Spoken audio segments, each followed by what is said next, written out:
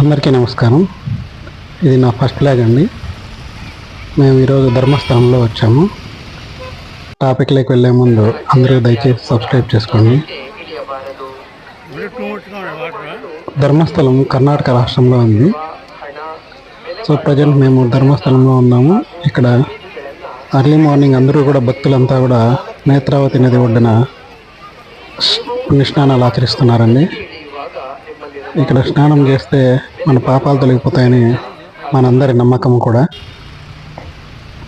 So అందరూ వస్తే first ఇక్కడ నేత్రావతి నదిలో స్నానం చేయండి.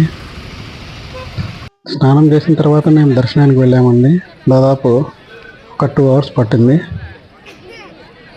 200 రూపీస్ టికెట్ తీసుకొని వెళ్ళాము.